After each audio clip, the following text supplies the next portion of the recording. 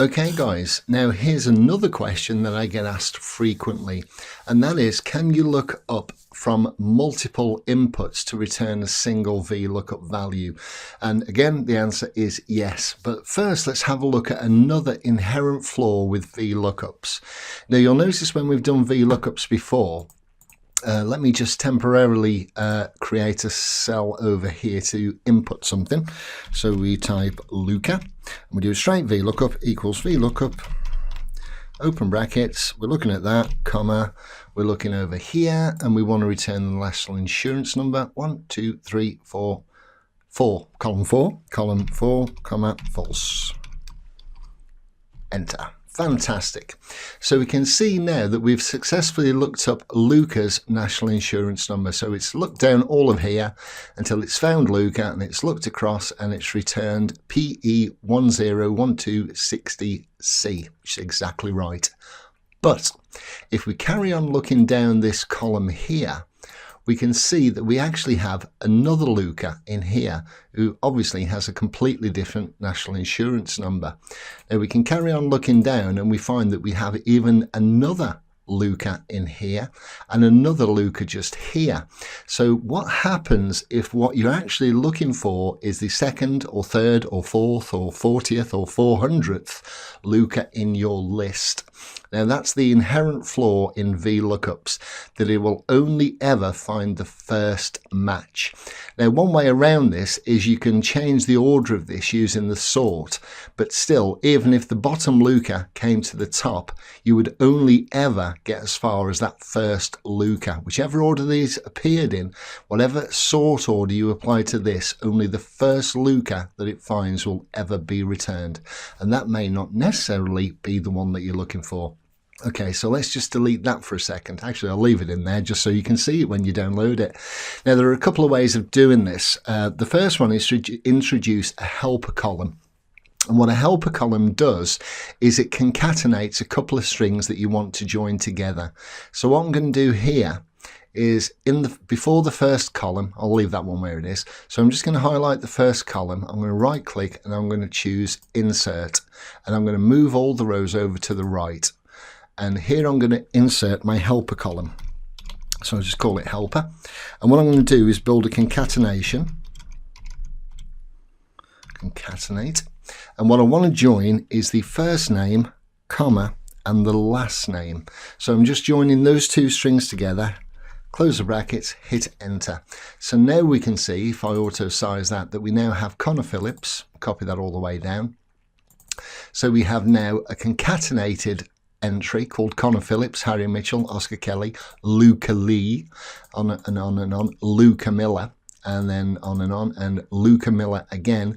We have two Luca Millers. That's a catastrophe. We'll come to that shortly. And Luca Brown. Okay, so now let me just widen those. What we're going to do is enter two lookups. So what we're going to say is Luca. This is where the user is entering, and we're going to type Lee, and we want to return the national insurance number. So what we're going to do now is use this column as our index in our VLOOKUP, but our lookup value is going to be this cell and this cell joined together. So let's do that. So we're going to type equals VLOOKUP, open brackets. Now our lookup value is a concatenation of these two cells here. So what we're going to type is concatenate,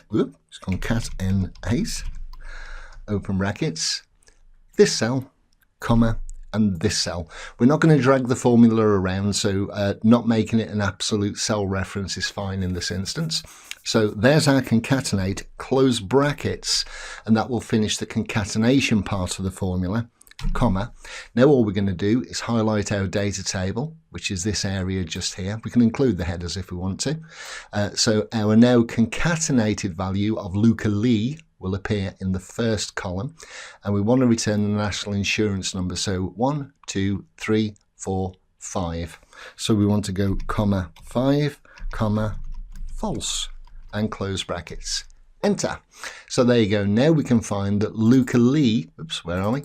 Luca Lee's national insurance number is PE101260C, which is exactly correct. But if we chose our next Luca, Luca Miller, we can just change the entry in here to Miller, and you can see that now Luca Miller returns ZG884813B, which is exactly correct. And similarly, we can choose Luca Brown, and Luca Brown's national insurance number from down here is HS970856B, and there you go, 970856B. So that works perfectly. Now, when you have two people with the same name, like Luca Miller here and Luca Miller here, you're probably going to need a third string to concatenate.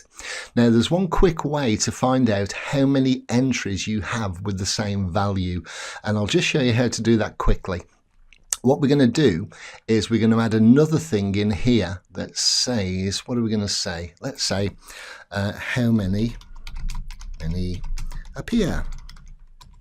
Okay, and let's have the answer appearing here. So I'm just going to merge and center that, align it over to the right, how many appear. And what we're going to do, I'm just going to pretty that up a little bit. And this is absolutely not essential at all to the formula. I'm just trying to make it look a little bit better. Now, what we want to do here is we want to count how many times our concatenated string of Luca Brown, in this instance, appears in our help column. So what we want to do is add a COUNTIF formula here. So what we're going to say is equals count if. And what it's asking for first is the range, and that's going to be this range just here. And what we want to look for, the criteria, comma, is going to be this cell and this cell. So we can either write a concatenation, or we could just click that cell, type ampersand, which does exactly the same thing, hit that cell and close the brackets, and then hit enter.